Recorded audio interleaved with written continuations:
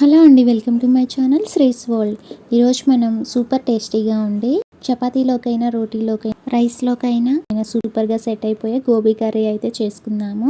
దీనికోసం ముందుగా ఒక హాఫ్ బౌల్ వరకు వాటర్ని తీసుకోవాలి. దీంతోపాటు రెడీగా గోబీని అయితే కట్ చేసి పెట్టుకోవాలి. ఈ సైజులో కట్ చేసుకున్నాను నేను.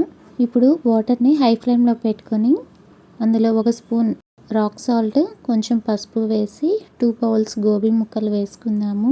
నేను తీసుకున్న క్వాంటిటీ అయితే కొంచెం ఎక్కువే ఉన్నాయి. ఇవి హాఫ్ బాయిల్ అయ్యే వరకు ఉడికించి ఇలా తీసి పెట్టేసుకోవాలి ఒక ప్లేట్లోకి. ఇప్పుడు బండల్ని స్టవ్ మీద పెట్టుకొని 2 టేబుల్ స్పూన్స్ ఆయిల్ వేసుకొని మనం హాఫ్ బాయిల్ చేసుకున్న గోబీ ముక్కల్ని మనం ఇలాగా లైట్ రెడిష్ కలర్ వచ్చేదాకా ఫ్రై చేసుకోవాలి. ఇలా ఫ్రై అయిన తర్వాత వీటిని ఒక ప్లేట్లోకి ట్రాన్స్ఫర్ చేసుకుందాము. ఇప్పుడు అందులోనే ఒక 2 స్పూన్స్ ఆయిల్ వేసుకొని ఇప్పుడు 2 ఇంచులు దాల్చిన చెక్క ఒకటి, లవంగాలు 4, ధనియాలు 1 టీ స్పూన్, అలాగే 1 టీ స్పూన్ జీలకర్ర, 1 స్పూన్ మిరియాలు వేసి ఫ్రై చేసుకోవాలి. ఇవి వేగిన తర్వాత ఇందులోనే పచ్చి కొబ్బరి ముక్కలు కూడా కొన్ని వేసుకొని ఫ్రై చేసుకోవాలి.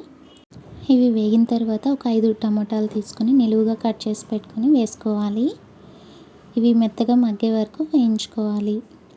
ఇవి ఇలా ఉడికిన తర్వాత దీన్ని మెత్తగా పేస్ట్ చేసి పెట్టుకోవాలి. ఇప్పుడు స్టవ్ మీద బాండల్లో 2 టేబుల్ స్పూన్స్ ఆయిల్ వేసుకొని 2 బిర్యానీ ఆకులు, 2 రెమ్మలు కరివేపాకు వేసుకుందాము. అలాగే పచ్చిమిర్చి ఒక 2-3 వేసుకుందాము. ఇవి ఫ్రై అయిన తర్వాత మనం 2 నిలువుగా కట్ చేసి పెట్టుకున్న ఆనియన్ ముక్కలు వేసుకుందాము. ఇవి మెత్తపడే వరకు వేయించుకోవాలి. ఇలా కొంచెం వేగిన తర్వాత అందులోనే 1 టీ స్పూన్ అల్లం వెల్లుల్లి పేస్ట్ వేసి ఫ్రై చేసుకోవాలి, పచ్చివాసన మొత్తం పోయే వరకు. ఇప్పుడు మనం మిక్సీ చేసి పెట్టుకున్న పేస్ట్ ఉంది కదా, దాన్ని వేసేసుకోవాలి. ఇది ఒక 7 to 10 మినిట్స్ పాటు ఫ్రై చేసుకోవాలి. ఇప్పుడు ఇందులోనే టేస్ట్కి సరిపడా సాల్ట్ వేసుకుందాము. అలాగే ముందు మిరియాలు అవి వేసుకున్నాం, పచ్చిమిర్చి వేసుకున్నాం కదా, దాన్ని బట్టి 1 స్పూన్ వరకు కారం వేసుకుందాం. నేను ఎక్కువ క్వాంటిటీ చేసుకుంటున్నాను కాబట్టి సరిపోతుంది.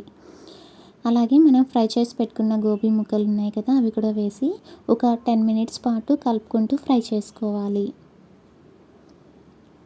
ఇలా మొత్తం ఫ్రై చేసుకున్న తర్వాత మనం ఇందులో మిక్సీలో కొంచెం వాటర్ వేసుకొని అవి కూడా వేసేసుకుందాము. దీంతోపాటు 1.5 గ్లాస్ వరకు వాటర్ని వేసుకోవాలి. దీన్ని ఒకసారి కలుపుకొని మూత పెట్టేసుకుందాము. ఒక 10 మినిట్స్ పాటు ఉడికించుకున్న తర్వాత మళ్ళీ సాల్ట్ అది సరిపోకపోతే యాడ్ చేసుకోవాలి. ఇప్పుడు దీనికి పైన కొంచెం బటర్ వేసుకుందాము. నా దగ్గర బటర్ స్లైసెస్ ఉన్నాయి, 2 వేసుకుంటున్నాను. ఇవి కూడా జస్ట్ ఒకసారి కలుపుకొని మూత పెట్టేసుకొని ఒక 7 మినిట్స్ పాటు ఉడికించుకున్నామంటే కర్రీ రెడీ అయిపోతుంది. ఇప్పుడు మూత పెట్టి 5 మినిట్స్ ఉడికించుకుందాము. ఇప్పుడు మూత తీసేసి పైన కొత్తిమీర చల్లి గార్నిష్ చేసుకున్నామంటే కర్రీ రెడీ అయిపోతుంది. ఇది రైస్లోకి, చపాతీలోకి, రోటీలోకి దేంట్లోకైనా సెట్ అయిపోతుంది.